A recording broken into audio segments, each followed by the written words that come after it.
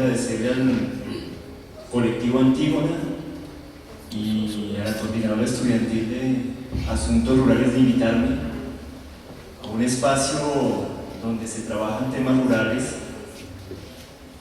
Y bueno, yo que trabajo más temas urbanos, bueno, quiero compartir algunas ideas alrededor de la temática que me plantearon, que es el desplazamiento y la configuración del urbano.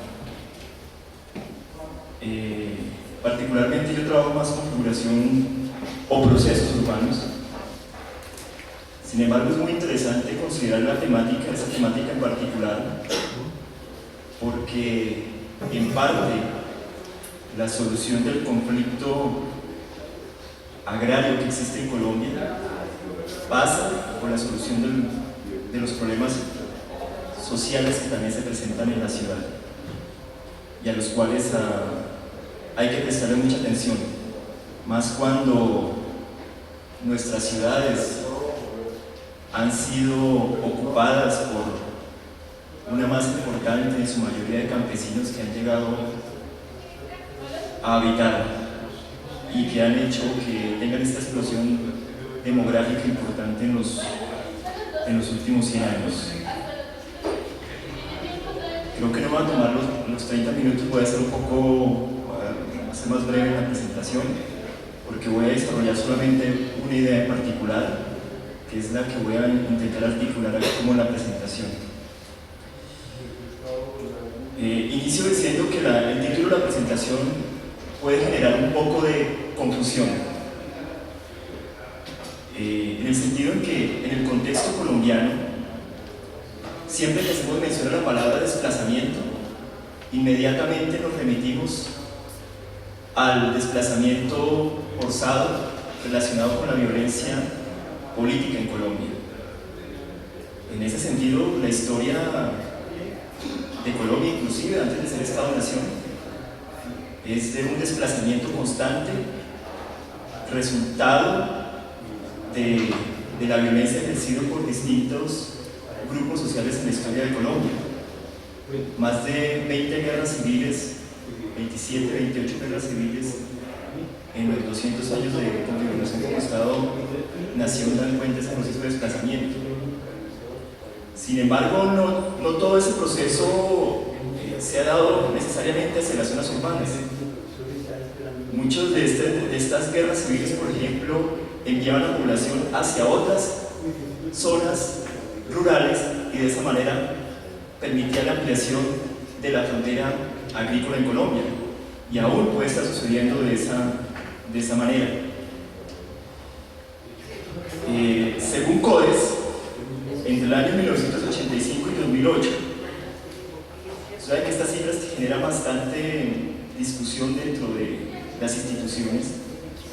Se señala que existen 4.629.190 personas desplazadas.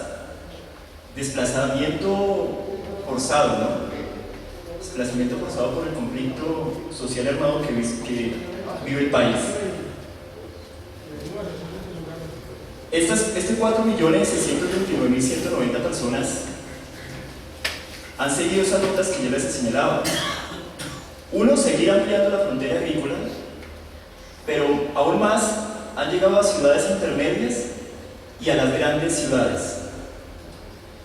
En la actualidad, el sistema urbano a nivel colombiano veía, por ejemplo, que hasta finales de la década del 80, comenzando la década del 70, se dio un proceso de cuadricefalia urbana, es decir, toda la población desplazada por distintas razones se localizaron en las 4 ciudades principales del país: Bogotá, Cali, Medellín, Barranquilla. Sin embargo, después de la década del 70, ese proceso de desplazamiento de todos los tipos hacia las 4 ciudades principales se ha detenido, y lo que ha seguido es un crecimiento demográfico natural en ciudades como Bogotá, pero lo que se ha venido fortaleciendo es el desplazamiento, la migración hacia ciudades intermedias, ciudades entre 100.000 y 500.000 habitantes, donde está llegando todo este tipo de población y ya no a grandes ciudades.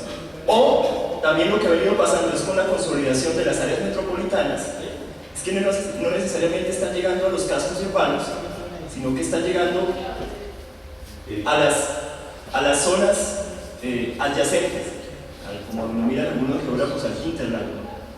Entonces no necesariamente están llegando a Bogotá, sino que lo están haciendo a municipios más baratos y cercanos, como Soacha, Mosquera, Punza, Faca e inclusive Chía. Por el tipo de que vive gente con plata, es una posibilidad de que se pueda conseguir empleo en este tipo de lugares. Pero entonces en ese caso hablamos de un tipo de desplazamiento, que en esos 24 años son casi 5 millones de colombianos. Sin embargo, para el proceso de comprender las dinámicas urbanas, hay que tener en cuenta también las otras formas de desplazamiento, que no son necesariamente resultado del conflicto armado, pero sí resultado del conflicto social en Colombia. Y se puede hablar en este caso en particular de otras formas de violencia, ¿sí? O otras formas de dominación, ya sea que esa violencia se dé en términos económicos o formas de dominación cultural. Cuando hacemos mención a formas de violencia económica es porque tenemos un campo o zonas rurales que no permiten bienestar a la población y que obligan a que ella salga a buscar mejores condiciones a otras zonas de la ciudad. En esas circunstancias particulares de desprotección del campo colombiano son otras formas de violencia que se están ejerciendo, pero también con el tamiz diferente que se señala con la violencia relacionada con el conflicto social armado. O formas simbólicas o formas culturales que tienen que ver con el proceso de modernización que se da en el país a partir de la década del 20, sobre todo en la década del 30, donde se comienza a mostrar como el modo de vida urbano el más adecuado en detrimento de las formas de vida campesinas o rurales que se comienzan a ver como atrasadas, y vivir en la ciudad como lo moderno. Y eso lleva también esas formas también simbólicas llevan a también que, bueno, importante, o sirve para justificar esos procesos de migración. En ese conjunto de desplazamiento, tanto forzado como las otras formas de desplazamiento, ha hecho que el país, como ha sucedido tanto en América Latina y en el mundo, ya en la actualidad se habla de que hace muy pocos años la mayoría de la población a nivel planetario está viviendo en centros urbanos y ya no vive en áreas rurales. Ese proceso en Colombia se invirtió a mediados del siglo XX. ¿Sí? Nosotros comenzamos un siglo donde teníamos una proporción de población 30% urbana y 70% rural. Y esa proporción dio la vuelta en la década del 80. Para el censo del 73, el censo del 73 arrojaba que cerca del 60% de la población colombiana, la población colombiana en ese momento era casi 23 millones de habitantes, habitaba en centros urbanos, es decir, 13.800.000 personas. Y como señalaba el proceso de cuadricefalia urbana, de esos 13.800.000, el 40%, un poco más del 40%, 41%, habitaba en las 4 ciudades principales: Bogotá, Medellín, Cali y Barranquilla. Ese proceso acelerado, ese proceso absolutamente acelerado de crecimiento de población comienza a generar grandes problemas sociales de pobreza que se van a concentrar en los centros urbanos.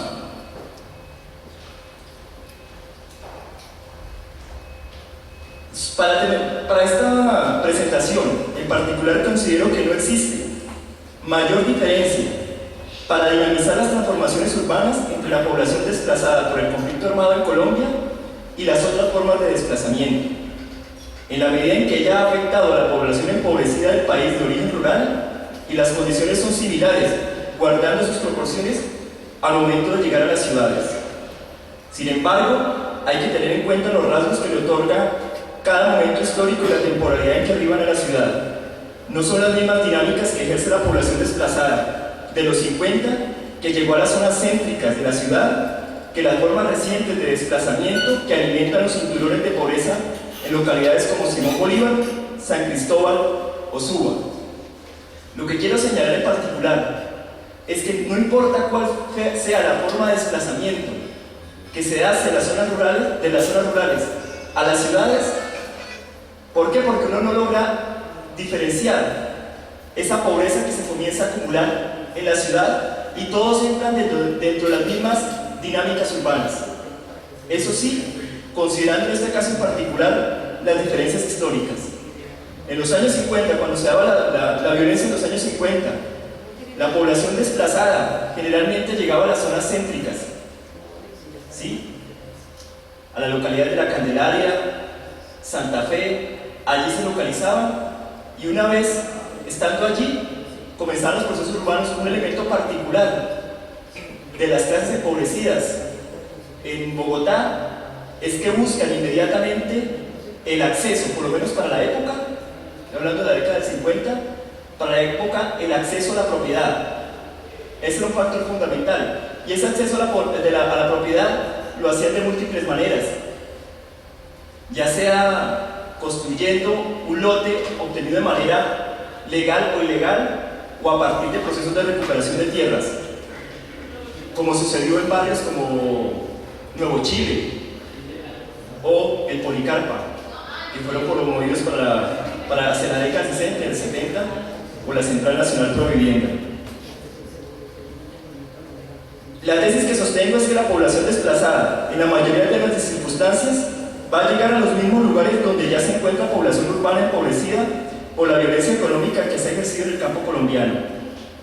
Este es el mismo caso de las ciudades latinoamericanas, donde la pobreza en las zonas urbanas hace que los desplazados de todos los orígenes se confundan entre ellas. Por tanto, los procesos espaciales a los que dan origen van a ser más o menos similares, anotando que las diferencias, como se dijo anteriormente, están dadas por los procesos geohistóricos en la ciudad. Esto en particular es importante mencionarlo porque entonces cuando los desplazados comienzan a hacer reivindicaciones sobre acceso a la vivienda, sobre acceso a subsidios, inclusive el retorno, y que se les vuelva a titular tierras, en el caso de la ciudad y el manejo de los medios de comunicación, comienzan a señalar que dentro de este tipo de grupos existe gente infiltrada, es decir, gente que no es desplazada por la violencia producto del conflicto armado en el país. Pero ojo que esa confusión o esa infiltración, como lo llaman los medios de comunicación, lo que está afirmando la existencia de estas mismas tesis que estoy señalando. Es decir, en la ciudad ya tenemos millones de empobrecidos. La población desplazada que llega a la ciudad inmediatamente habita dentro de sus mismos cinturones de miseria donde ya se encuentra la población empobrecida. Y estos espacios alternativos que surgen para poder, por ejemplo, acceder a un subsidio o acceder a una vivienda o acceder a la tierra en el país, bien puede ser utilizada por otros grupos de personas que no necesariamente han sido expulsadas de las zonas rurales por la violencia del conflicto social y armado, pero sí por otras formas de violencia, y que tienen las mismas necesidades de la misma población desplazada. Eso sí, ojo que estoy señalando, como lo decía antes, guardando las justas proporciones, porque hay que hacer una diferencia fundamental entre esas dos formas de desplazamiento. Y es que cuando se existen las formas de desplazamiento forzado, se hace por una necesidad absolutamente vital, es decir, que la vida está en riesgo y la necesidad de salir es obligatoria y se tiene que hacer inmediatamente. Es un poco diferente a lo que sucede con otras formas de desplazamiento no forzados por la violencia económica. Sin embargo, para la comprensión de lo que está sucediendo en la ciudad, ¿sí?, y la localización, por ejemplo, espacial, que ellos comienzan, que esta población desplazada tiene, va a ser la misma de los empobrecidos que ya existen con anterioridad. Porque ustedes saben muy bien que el patrón de estructuración de la ciudad, especialmente a partir de la década del 30, un patrón que según la escala puede determinarse fácilmente. Es decir, por lo menos dentro del imaginario colectivo y también lo que manejan de los medios de comunicación, la ciudad está partida en dos: un norte rico y un sur pobre. Y fue un proceso de estructuración de la ciudad que se fue construyendo apenas ella, comenzando el siglo XX, cuando apenas superaba más o menos los 100.000 habitantes y se limitaba por los dos ríos que bajan de los cerros de la cordillera oriental, buscando el río Bogotá. En la literatura del siglo XIX aparece que a Bogotá se le llamaba la Mesopotamia de los Andes, porque estaba entre dos ríos, el río San Francisco y el río San Agustín. En ese momento, cuando hacemos mención al siglo XIX, pues claro, también teníamos población que estaba llegando, población empobrecida, y Bogotá era absolutamente empobrecida para la época. Existía un patrón no de segregación norte-sur como existe en la actualidad. Hasta el siglo XIX y comenzando el siglo XX, existía algo que en la literatura los investigadores han señalado como una segregación vertical, que guardadas las proporciones uno también podría verlos en la actualidad en muchos barrios populares donde existe ya el conflicto entre población propietaria y arrendataria, pero guardando sus proporciones en el siglo XIX señalamos que esa segregación vertical se daba en estas grandes casonas de la Candelaria, donde en el mismo barrio habitaba la población rica de la época y los más pobres. Todos habitaban en la misma casa. Los propietarios podrían estar en los segundos, terceros pisos, y la población pobre viviendo en las entradas. Sin embargo, ese patrón comienza a revertirse comienza a cambiar durante el siglo XX, y vemos cómo la población de mayores ingresos, sobre todo a partir del 20, comienza a desplazarse constantemente hacia el norte de la ciudad. Ahí tenemos barrios como Teusaquillo, muchos con un estilo inglés hecho para ciertas clases sociales de la época, Chapinero, luego pasamos al Nogal, Chicó, y en la actualidad las clases más ricas siguen yendo hacia el norte. Es posible que ya esté llegando a Tunja. Sin embargo, hay que prestar atención a un proceso, sobre todo de crecimiento de las élites hacia el norte de la ciudad, con ciertas islas de riqueza en algunas partes como Ciudad Salitre, o que se está recuperando como Rosales, o inclusive los procesos de recuperación en el centro que también están provocando procesos de desplazamiento, sobre todo de la población arrendataria del centro de la ciudad. Es que hay ciertas élites que están regresando a la ciudad por los costos que deriva en la utilización del vehículo cada vez y las faltas de vías de comunicación cada vez se va hacia el norte. Pero los empobrecidos urbanos comenzaron a irse hacia el sur. Son uno de los primeros barrios y localidades que se comienzan a conformar dentro de ese contexto. Es la localidad de San Cristóbal, alrededor del 20 de julio, y se comienza a estructurar como un barrio popular de inmigrantes, campesinos, y en la actualidad también, en la actualidad es considerada como la cuarta localidad con población desplazada, resultado del conflicto social y armado. Pero entonces el sur de la ciudad Formó barrios arquetipos donde se comenzó a acumular la pobreza y donde comenzaron a llegar la población desplazada.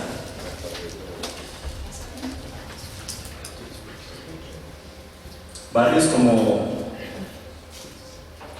San Cristóbal, como se señalaba, Bosa, localidad como Soacha, y el arquetipo de barrio o de localidad pobre y con mayor concentración de población desplazada, el caso particular de Ciudad Bolívar.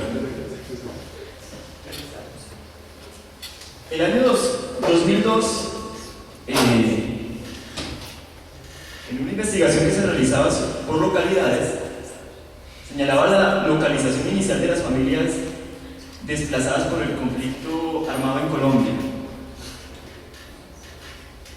Voy aquí a señalar las localidades donde llegaban.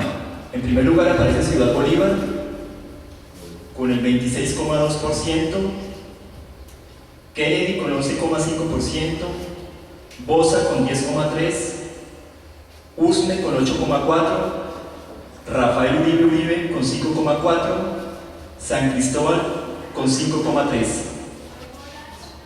Aquí he citado 2, 4, 6 localidades de la ciudad y todas están al sur. Ese sur, dentro de esa escala social grande, es considerado como pobre y donde los datos sobre necesidades básicas insatisfechas o sobre acumulación de la pobreza señalan que en verdad aquí es donde se encuentra la población con menores recursos de la ciudad. Luego aparece una localidad en particular que está al norte, pero los desplazados podrían estar en el sur geopolítico, Suba, y luego vendría Engativá, cada uno con el 4,6% de la población desplazada. Suba es una localidad bien particular porque al estar al norte permite hablar de una categoría que si uno baja de escala, la segregación urbana ya no aparece en esa mirada macro entre el norte y el sur, sino que comienzan a aparecer procesos de microsegregación espacial. Y ese proceso es claro dentro de la localidad de Suba, donde no solamente hay una montaña que funge como divisoria de aguas, sino que también hay una montaña que se puede convertir en una divisoria social. Un costado que da hacia el oriente, donde hay población de altísimos ingresos, pero si ya volteamos hacia el occidente, Suba, Rincón, Ibaúyes, vemos población de muchos más bajos ingresos y tenemos esos procesos de microsegregación. Es decir, que muy cercano entre el uno y el otro, o sea, en términos de la distancia física, hay una cercanía entre clases sociales diferentes. Sin embargo, en la realidad, ellos nunca se van a mezclar. A pesar de la proximidad física, siempre va a existir esa distancia de carácter social. Eso sucede también en localidades al norte como Usaquén, que recibe población desplazada, sobre todo en los cerros, inclusive población desplazada interna. Las personas que han tenido que salir de Ciudad Bolívar se van hacia la localidad de Usaquén. Barrios como Santa Cecilia, allá lograba entrevistar a una persona que había sufrido este proceso de desplazamiento a nivel interno y le había tocado salir de manera forzada, dejar su lote de autoconstrucción en Ciudad Bolívar y tenerse que ir para el otro extremo de la ciudad a vivir sobre la ladera en los múltiples barrios que se encuentran allí, en este caso en particular en Santa Cecilia. En Chapinero también encontramos esos procesos de microsegregación. O también encontramos también barrios de clase media dentro de barrios populares. Particularmente esta es una estrategia de las inmobiliarias para comprar suelo barato, construir caro y venderle a las clases medias junto a barrios populares. Eso está, por ejemplo, el ejemplo arquetipo de ese proceso es San Mateo, en la localidad de Soacha. ¿Sí? Y después de San Mateo vienen otra serie de estrategias inmobiliarias de ese tipo, de localización de población de clase media-baja, cercana a barrios populares o barrios empobrecidos, donde se encuentra ese tipo de población desplazada. Porque déjenme decirles que tanto para la población desplazada como para la población, bueno, para todos los tipos de desplazamiento, el factor más preocupante es que lo que viene sucediendo últimamente en la ciudad lo que va a hacer es profundizar esos esquemas de segregación urbana. El futuro no es nada halagador en ese sentido en particular, porque con las reformas neoliberales y con el arribo de un urbanismo neoliberal profundizado durante la década del 90 y que en términos del acceso a la ciudad, o por lo menos en particular el acceso a la vivienda, se privatizó absolutamente todo. Ya eso venía con los procesos de opaquización en la década del 70, que entró en crisis a finales de la década del 90, y con la eliminación de todas las, por lo menos las instituciones financieras del Estado en la década del 90, que le permitían a las personas acceder a una vivienda propia y digna. En ese contexto en particular, entonces, el panorama, y más aún en una ciudad como Bogotá, donde el suelo urbano cada vez es más escaso, y el suelo que se adapta para volverse a construir, donde se hacen planes de renovación urbana, es para permitir que llegue gente de la élite, como lo que está sucediendo en el centro de la ciudad. Inclusive con peligro de expulsión de la población de menores ingresos, por ejemplo, en la localidad de Santa Fe o en el barrio Las Cruces, barrios que dentro de los medios de comunicación también manejan como violentos, pero que hacen también parte de la historia de la ciudad donde vivieron las élites. Recuerden que es allí donde nace el caudillo liberal Jorge Eliezer Gaitán. Es en Teusaquillo donde se reivindica y donde está la casa museo, pero Jorge Eliezer Gaitán, su vivienda o donde él nace, es en la localidad de Santa Fe. Entonces, frente a estas limitaciones de suelo urbano, el panorama no es nada halagador. El gobierno actual de Juan Manuel Santos habla de una de sus 5 locomotoras, y una de las locomotoras es la vivienda. Lo que pasa es que como en Colombia a las locomotoras se les robaron los rieles, entonces quién sabe para dónde van. Entonces, la propuesta en particular es la construcción de 1.300.000 viviendas en el país. Se habla entonces más o menos de construcción de 300.000 a 400.000 viviendas por año. Aumentar los subsidios para enganchar a las personas y meterlas dentro del sistema financiero a pagar casas por 15 o 20 años, inclusive hasta 30. Sin embargo, estas soluciones de vivienda no van orientadas ni siquiera a la población desplazada ni a las de bajos ingresos en las grandes ciudades. ¿Por qué? Porque simplemente no tienen con qué pagar, así les den todos los subsidios posibles.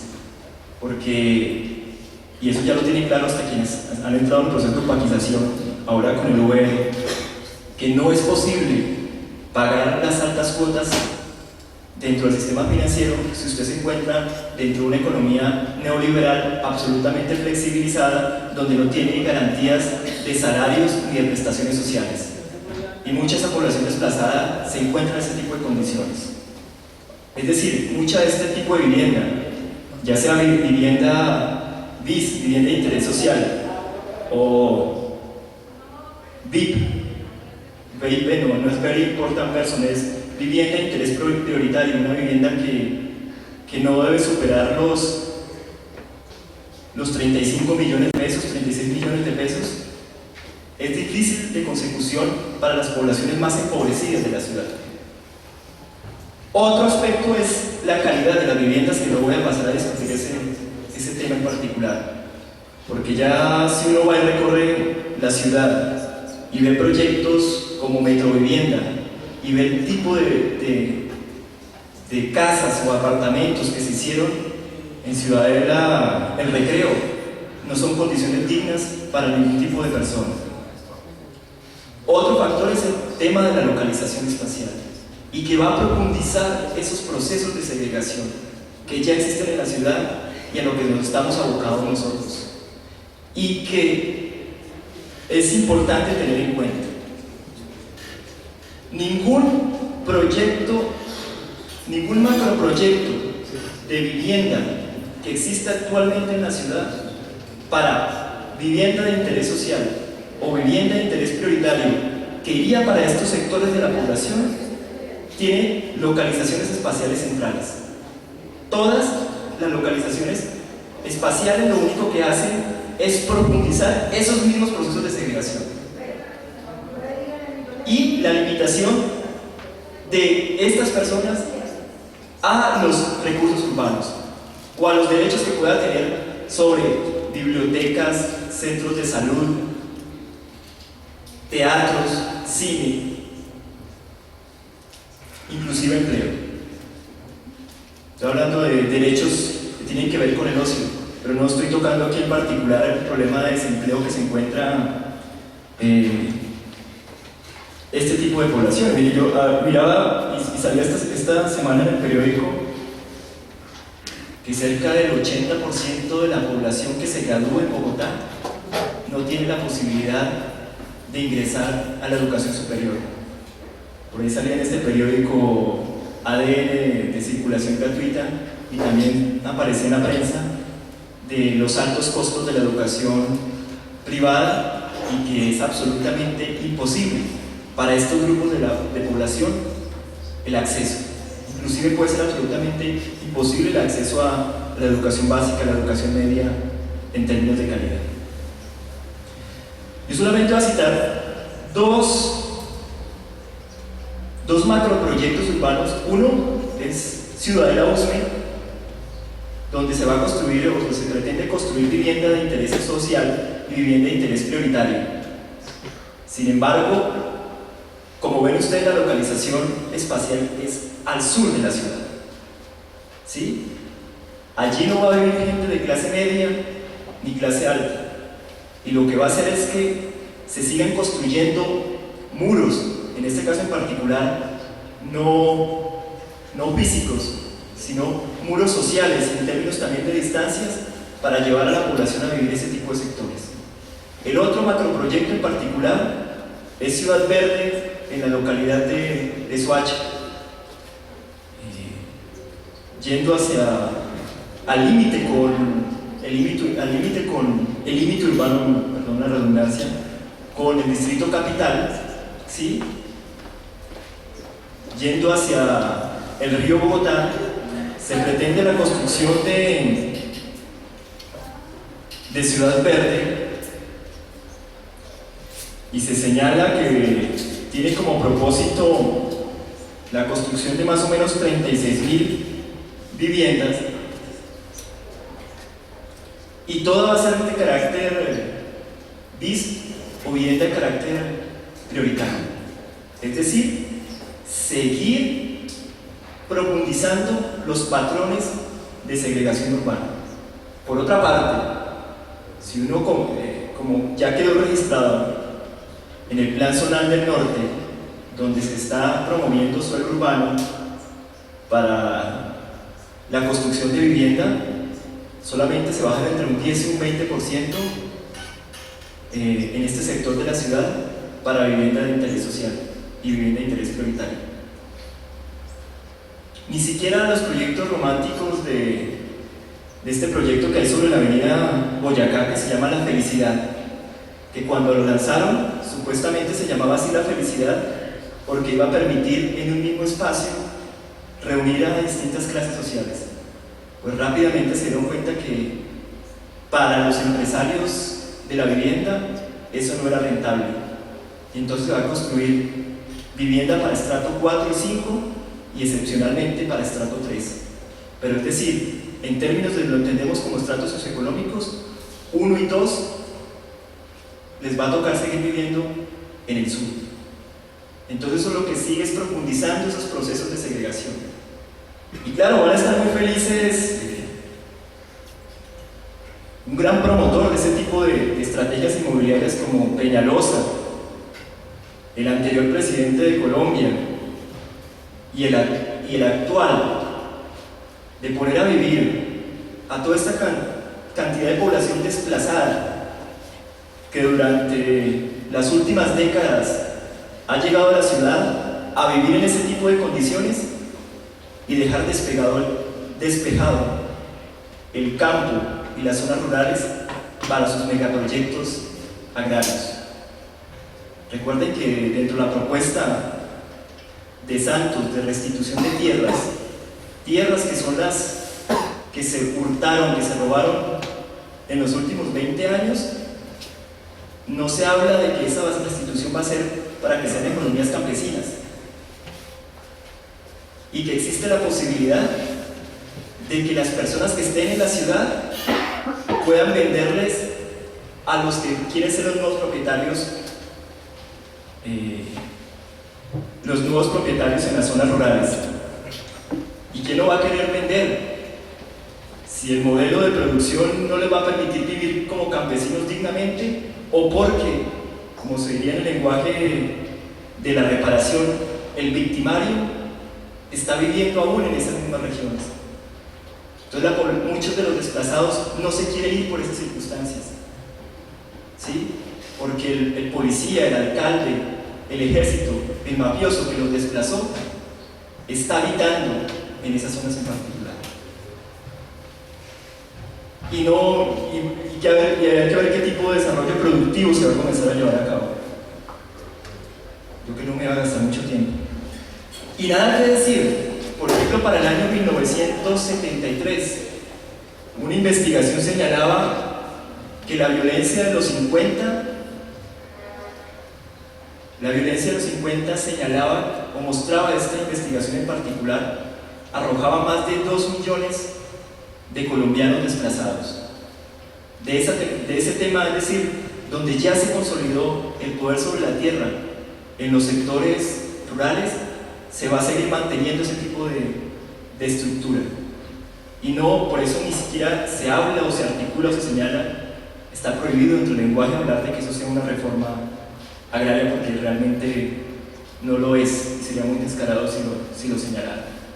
Entonces, estos megaproyectos, donde se van a construir 70.000 viviendas, es llevar a todo este tipo de población a seguir profundizando los procesos de desigualdad y de segregación en la que ya está envuelta una ciudad como Bogotá, y no le va a permitir ser una ciudad más igualitaria.